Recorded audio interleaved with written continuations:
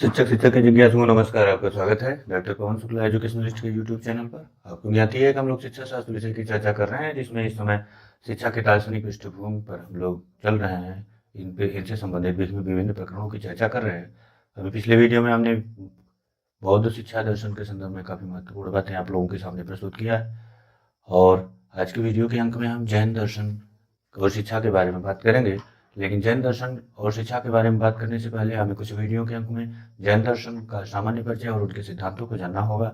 तो आइए चलते हैं, जैन दर्शन की बात करते हैं। आपको ज्ञात ही होगा थोड़ा बहुत कि जैन दर्शन एक वैदिक कालीन धर्म के समान लगभग समय वाला है। ये बौद्ध धर्म से बहुत पुराना है, क्योंकि बौद्ध धर्म के जो गौतम बुद्ध का जन्म हुआ था उनसे 250 वर्ष पहले इस धर्म के 23वें तीर्थंकर पार्श्वनाथ का अस्तित्व मिलता है। और इस तरह से यह बहुत ही पुराना धर्म है। आइए इसमें से सामान्य परिचय के रूप में जो कुछ महत्वपूर्ण जानकारियां हैं आपके सामने मैंने देखा है, इसको देखते हैं क्या क्या कहा गया है इसमें। देखिए, जैन दर्शन का आरंभ, सबसे पहले तो आप इसको नोट करिएगा कि जैन दर्शन का आरंभ जो था, इसके प्रथम तीर्थंकर ऋषभ देव ने किया था। इनके प्रथम तीर्थंकर थे ऋषभ देव। ये प्रश्न पूछा जाता है। आदिनाथ को प्रथम और जो आदिनाथ थे उनको प्रथम तीर्थंकर और महावीर स्वामी को अंतिम तीर्थंकर या सबसे प्रमुख तीर्थंकर माना जाता है। यह एक प्राचीन धर्म है। वेदों में ऋग्वेद में मिलता है। वेदों मतलब ऋग्वेद में आदिनाथ और अरिष्टनेति के नामों की चर्चा है। जैन धर्म में कुल 24 तीर्थंकर हुए हैं। 24 तीर्थंकर में ये आपके 24वें तीर्थंकर थे महावीर स्वामी जी। और उसके बाद इसके दो संप्रदाय हैं। महावीर स्वामी के बाद दो संप्रदाय उसमें हुए, जिसमें या उसके पहले भी रहे होंगे, तो दो संप्रदाय हुए। दिगंबर का मतलब जो निर्वस्त्र रहते थे, वस्त्र को त्याग देते थे।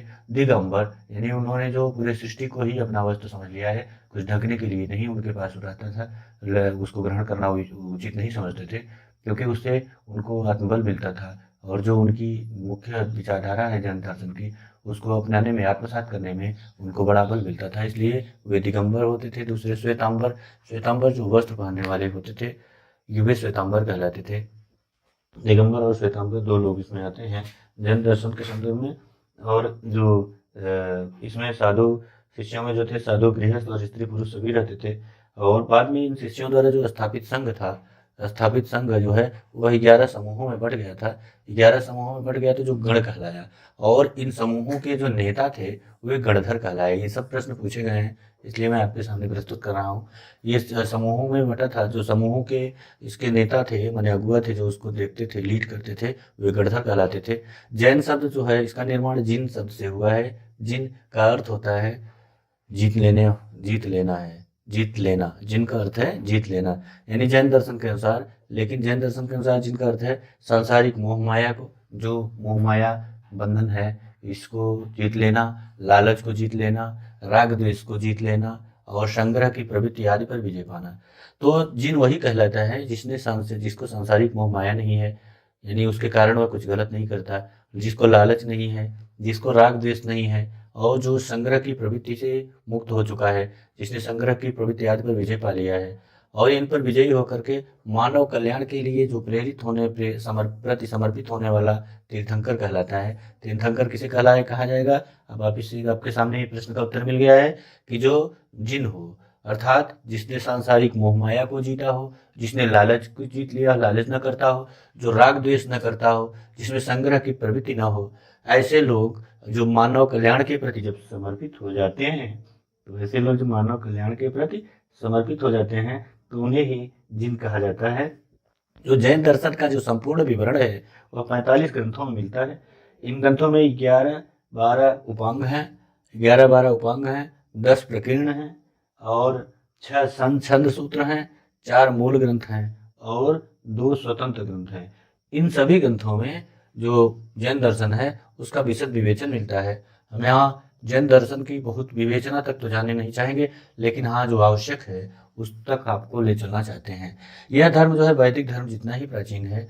जैन अनुसूची के अनुसार मनु 14 हुए थे। अब मनु के बारे में जानते हैं, जो संहिताओं को लिखते थे, जो आचार कार्य व्यापार व्यवहार के संदर्भ में जो किताबें लिखते थे, पुस्तकों का अनुपालन होता था, उनको वे 14 थे। अंतिम मनु नाभिराम थे। यह जैन श्रुति की बात है, जैन अनुसूची की बात है कि अंतिम मनु नाभिराम थे, और उनके पुत्र थे ऋषभदेव। नाभिराम के पुत्र का नाम था ऋषभदेव, वही ऋषभदेव जो प्रथम तीर्थंकर थे। ऋषभदेव ने लिपि का आविष्कार किया। आप याद रखिएगा, जो लिखा जा रहा है आज वर्तमान में, जो लिखित रूप से आपके सामने सब कुछ चीज़ें उपलब्ध हो रही हैं, यह इसकी रचना का श्रेय, आविष्कार का श्रेय जो है, यह प्रथम तीर्थंकर ऋषभदेव को मिलता है। और उसके पहले जो शिक्षा व्यवस्था थी, जो कुछ भी अध्ययन अध्यापन की प्रक्रिया चलती थी, वह सब श्रुति आधारित थी। तो इसको आप नोट करिएगा कि ऋषभदेव ने लिपि का आविष्कार किया था, और साथ ही क्षत्रिय, वैश्य और शूद्र, ये 3 जातियों की रचना भी ऋषभदेव ने ही की थी। क्षत्रिय, वैश्य और शूद्र की रचना भी जो 3 जातियां हैं, इनकी रचना भी ऋषभदेव ने ही की थी। और ऋषभदेव के पुत्र भरत थे, जिनके नाम पर हमारे देश का नाम भारत पड़ा है। और भरत ने 3 वर्णों में से जो व्रत रखते थे, जो चरित्र धारण करने वाले हों, जो सुशील व्यक्ति थे, उन्हें ही ब्राह्मण बनाया। तो इस प्रकार से जो 4 जातियों का अस्तित्व आपके सामने समाज में, भारत के समाज में दिख रहा है, उस 4 जातियों का श्रेय जो है, रचना का जो श्रेय है, यह जैन धर्म को ही जाता है। आप देख लीजिए, ऋषभदेव ने ब्राह्मण, क्षत्रिय, वैश्य, शूद्र 3 जातियों की रचना की। और उनके पुत्र भरत, जिनके नाम पर हमारे देश का नाम भारत पड़ा है, भरत ने क्या किया कि 3 जातियों में से जो व्रत रखते हों, चरित्र धारण करने वाले हों, सुशील व्यक्तियों को, उनको ब्राह्मण बनाया। विद्वानों का मत क्या है कि मोहनजोदड़ो से जो मिले निशान हैं, वो जैन धर्म के ही हैं। विद्वान कहते हैं रिसर्च करके कि ये जो मोहनजोदड़ो में मिला है आपको शिव जी की मूर्ति और तमाम चिन्ह, ये जैन धर्म के ही निशान पाए जाते हैं। क्योंकि देखिए, इसमें थोड़ा सा आपको मैं बताना चाहूँगा कि जो जैन धर्म के पहले तीर्थंकर ऋषभदेव थे, ऋषभदेव और अरिष्टनेमि, ये 2 प्रवर्तकों का नाम ऋग्वेद में मिलता है। और ऋषभदेव की कथा जो है विष्णु पुराण और भागवत पुराण में भी आती है। वहाँ उन्हें महायोगी, योगेश्वर और योग तथा तप मार्ग का प्रवर्तक कहा गया है। वेदों में लिखा होने पर भी ऋषभदेव वेद पूर्व परंपरा के प्रतीक थे। जब आर्य इस देश में फैले, उससे पहले यहाँ वैराग्य, कृच्छ साधन, योगाचार, तपश्चर्या की जो प्रभा थी, वो प्रचलित थी। इस प्रथा का विकास जैन धर्म में ही हुआ था। ऋषभदेव भी योगी राज के रूप में अभिहित हुए थे। उनके योगी युक्त व्यक्तित्व से शंकर का, जो आप देखते हैं मोहनजोदड़ो में जो भगवान शंकर का अस्तित्व मिलता है, वहाँ एक प्रतिमा मिलती है जिसमें पशुपति नाथ के रूप में मान्यता दी जाती है। वहाँ वो ऋषभदेव की ही बात की जा रही है वहाँ, क्योंकि जो जैन धर्म था और शैव, दोनों ही परंपराओं से उसको जोड़ा जाता है। मोहनजोदड़ो में जो योग के निशान मिले हैं, इसका जो है ऋषभदेव से भी जोड़ा जा सकता है। ऋषभदेव, अरिष्टनेम, पार्श्वनाथ, महावीर, वर्धमान, इन सब के प्रति हिंदुओं का भी आदर भाव रहा है, क्योंकि इन ऋषियों ने वेद और वैदिक धर्म की जो चाहे निंदा भी की हो, लेकिन स्वयं इन्होंने जिस धर्म का प्रवर्तन किया था, वह भोग नहीं, त्याग का धर्म था। और भारत जो था, वह त्यागमयी आध्यात्मिक परंपरा को, उससे शक्ति प्राप्त हुई। महावीर ने वेदों की अवहेलना क्यों की? सच्ची बात यह है कि अहिंसा धर्म, ब्राह्मणों में यज्ञवाद में कुछ तात्विक विरोध था, और ब्राह्मण सत्ता तथा यज्ञवाद की प्रभुता के मुकाबले अहिंसा का खुलकर प्रचार करने के लिए यह जरूरी था कि वेदों का विरोध किया जाए। बाकी बातों में जैन धर्म दर्शन जो है, वो वैदिक धर्म दर्शन से कोई बहुत बड़ा भेद नहीं रखता है। जैन दर्शन जो सृष्टि को अनादि मानता है। जैनियों का विश्वास है कि जो सृष्टि की रचना किसी परमात्मा ने नहीं की, बल्कि प्रकृति के नियमों से संचालित हो रही है। और यहाँ जो है सांख्य दर्शन की भी बात मिलती है, क्योंकि सृष्टि की रचना सांख्य दर्शन भी कहता है किसी ईश्वर ने नहीं की है। और योग दर्शन का दूसरा नाम जो था, वो शेश्वर सांख्य भी है, यानी वह संख्या जो कपिल मुनि के ईश्वर सांख्य से भिन्न है। तो जो और ईश्वर में विश्वास करता है। योग दर्शन भी यह नहीं मानता कि जो सृष्टि का निर्माण है ईश्वर ने किया है। योग में जो ईश्वर है, वह सृष्टि का रचयिता नहीं है, बल्कि योगियों की मानसिक आदर्श है, अर्थात ईश्वर की जो कल्पना है, योग दर्शन में इस दृष्टि की है कि मनुष्य योग के द्वारा अपनी इतनी उन्नति करता है कि वह ईश्वर की कोट में पहुंच जाता है।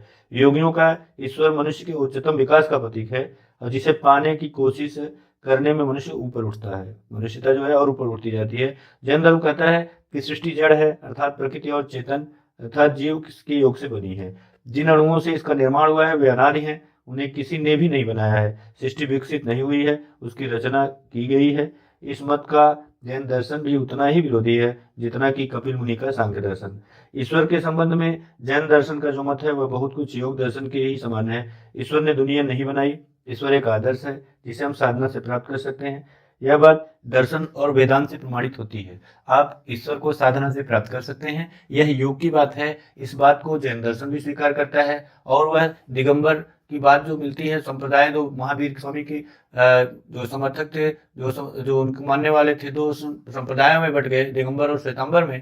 तो जो दिगंबर थे वे पूरी सृष्टि को ही अपना वस्त्र मानते थे। तो उनका मानना जो था इसलिए था कि वे जिन हो सकें। जिन का मतलब आप जानते हैं, जो सांसारिक मोहमाया है, जो लालच है, जो राग द्वेष है, जो संग्रह की प्रवृत्ति है वस्तुओं की, इससे वे दूर हो सकें। तो जब योग का और तमाम प्रक्रियाओं का अनुपालन उनके द्वारा किया जाता था, तो वे उनका लक्ष्य यही था कि जो परमात्मा स्वरूप आप में विद्यमान है, ईश्वर मनुष्य में विद्यमान है, उसको जागृत किया जाए। और जितना जागृत किया जाएगा उतना ही बेहतर ढंग से वह और आगे बढ़ेगा, मनुष्यता देवत्व की ओर बढ़ेगी। तो इस तरह से एक ढंग से ये जैन दर्शन का थोड़ा सा सामान्य परिचय मैंने इसमें आपको इस वीडियो के अंक में बताया। आपको जो बातें पूछनी हो कमेंट बॉक्स में आइए, कहिए, आपका स्वागत है। चैनल लाइक करने, शेयर करने, सब्सक्राइब करने पर भी विचार कर सकते हैं। धन्यवाद आपको, नमस्कार।